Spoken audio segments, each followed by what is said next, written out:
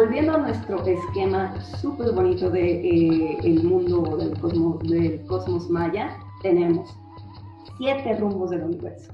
¿7? Sí, 7, porque tenemos el norte, el sur en amarillo, este, oeste, el cielo, la tierra, el inframundo.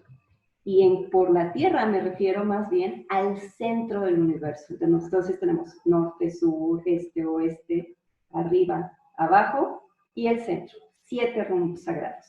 Este número va a ser sumamente importante en la cosmovisión maya.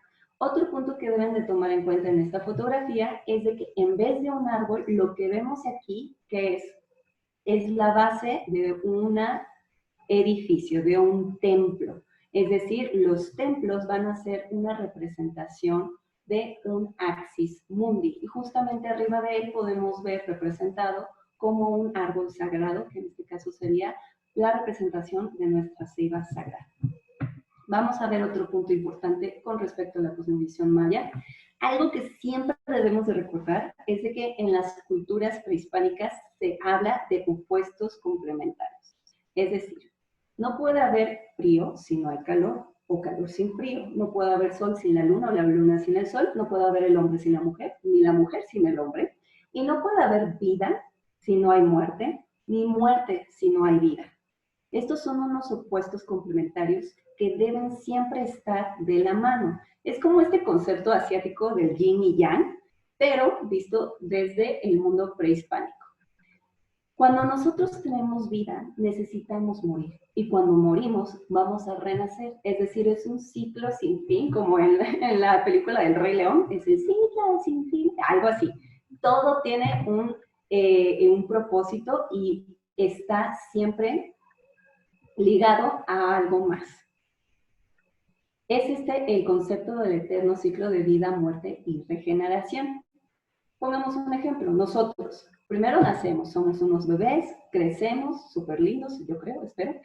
Luego vamos envejeciendo y al final eventualmente vamos a morir. ¿Y ahí queda nuestra historia? No, todavía continúa, ya sea porque nuestro cuerpo se desintegra y forma parte de, otra vez, de la naturaleza, pero también porque nuestro recuerdo de quién somos va a perdurar gracias a nuestra familia y a nuestros amigos. Entonces, nunca dejamos de existir, siempre estamos allí y somos parte de este ciclo de vida, muerte y regeneración.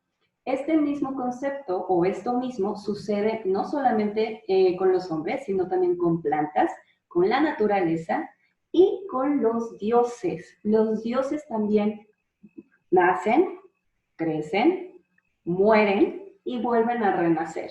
Es parte del eterno ciclo que conforma la cosmovisión maya. Demos un ejemplo.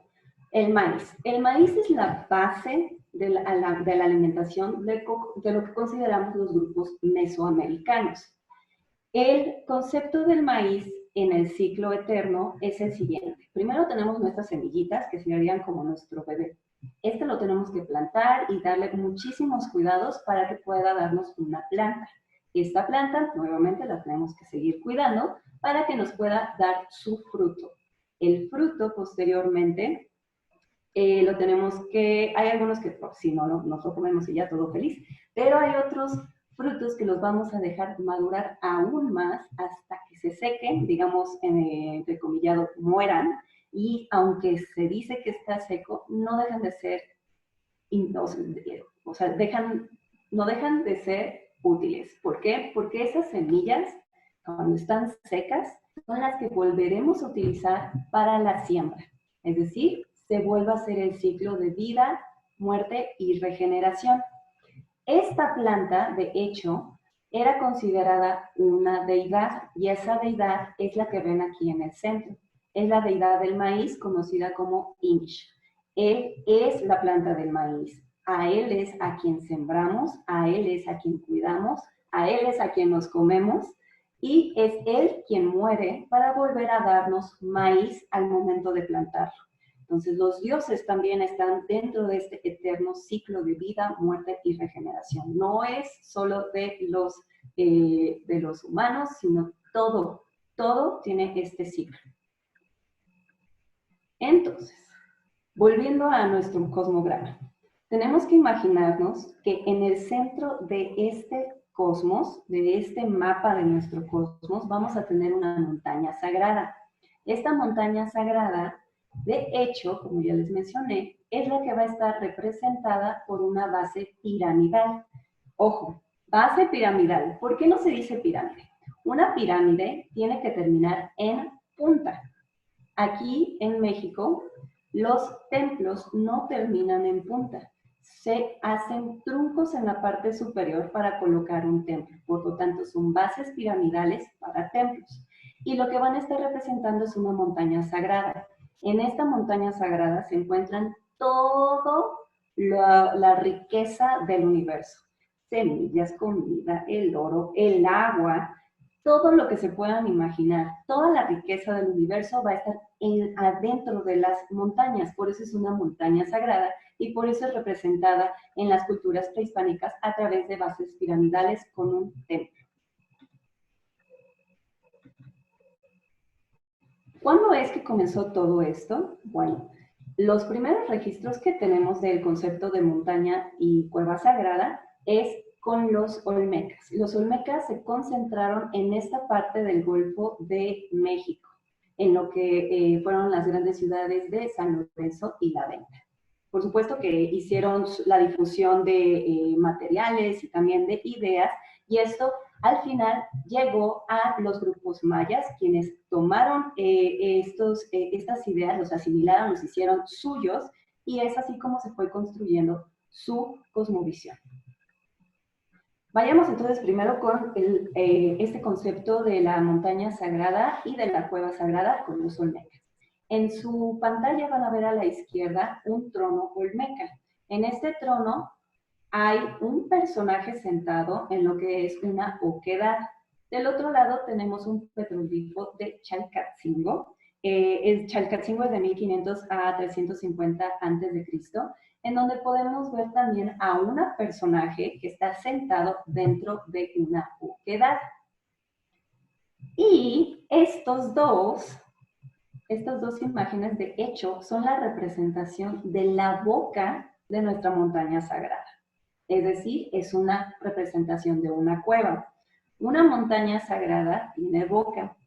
Dicen algunos que puede ser representada mediante un reptil o bien mediante un felino. Entonces, señalado ahorita con los cuadros rosas, lo que pueden ver son los ojos y la nariz de este animal, de este monstruo de la tierra, así es como se le conoce, como monstruo de la tierra. Aquí tenemos sus ojitos. Obviamente el que vemos en piedra lo estamos viendo desde el frente, mientras el que se encuentra en Chalcatzingo lo tenemos de perfil. Sentado ahí tenemos a un líder, ya sea un rey o un gobernante o algún personaje que era importante en ese momento, que se encuentra sentado para tomar el poder que se encuentra dentro de la montaña sagrada. De hecho, el que está aquí con Chalcatzingo, pueden ver que está sosteniendo como un tipo bastón. Este bastón es un bastón de poder de mando. Ahora bien, del lado de Chalcatzingo, es decir, del petroglifo, pueden ver que hay como unas cositas saliendo de la cabeza del monstruo de la tierra. Esos son plantas, porque se trata de una montaña sagrada con su cueva, con la boca del monstruo de la tierra. Entonces, esto es vegetación que nos está diciendo que toda la riqueza, todo el poder se concentra aquí en el interior.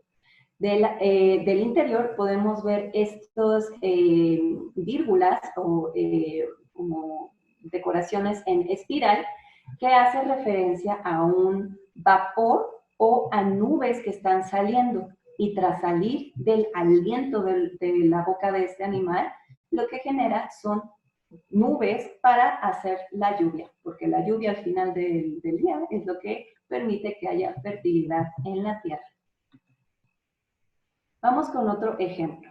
Tenemos aquí la pintura de San Bartolo. Este es de 100 a.C., ya nos estamos pasando un poquito más hacia tiempos más conocidos.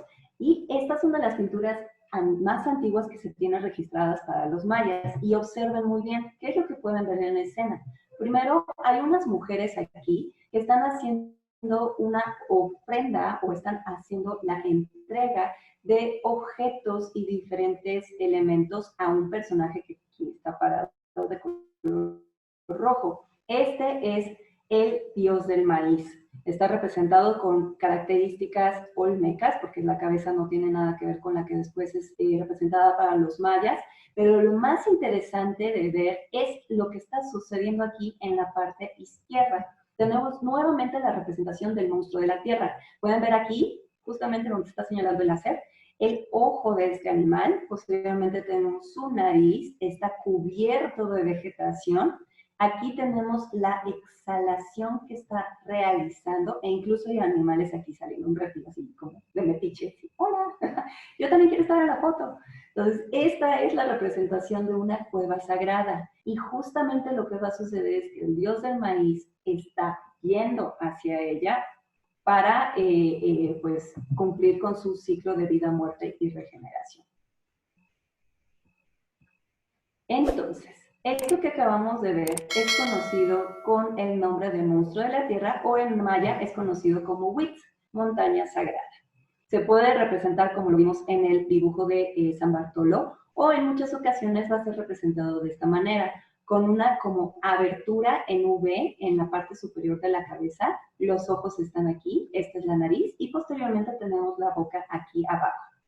Esta abertura, curiosamente, grábenla muy bien, porque curiosamente luego va a ser representada en un edificio que es conocido como el juego de pelota.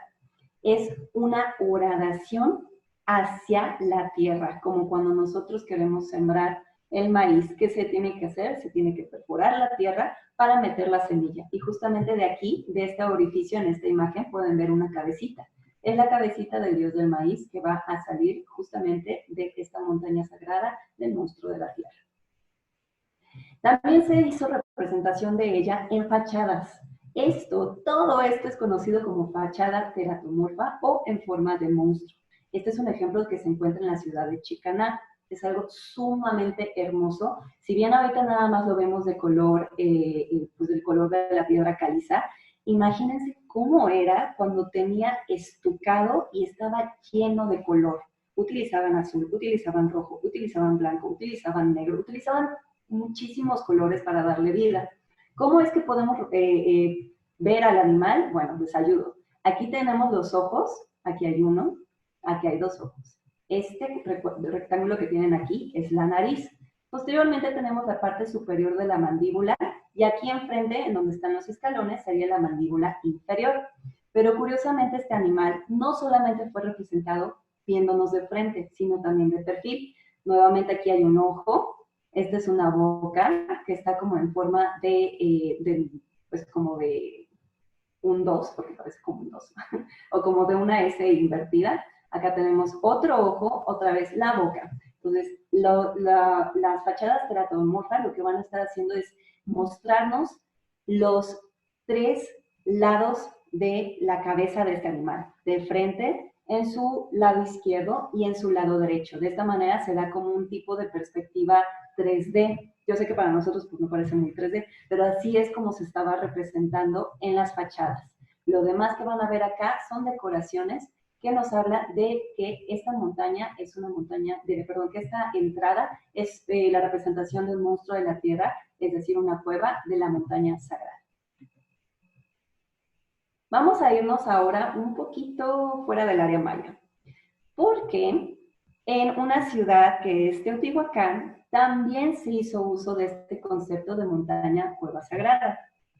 Aquellos que ya han visto o han tenido el gusto de visitar Teotihuacán, seguramente han escuchado decir, o ya lo visitaron, que justamente en el túnel que hay un templo del sol, que justo en el templo del sol hay un túnel que permite llegar casi a la mitad de este edificio.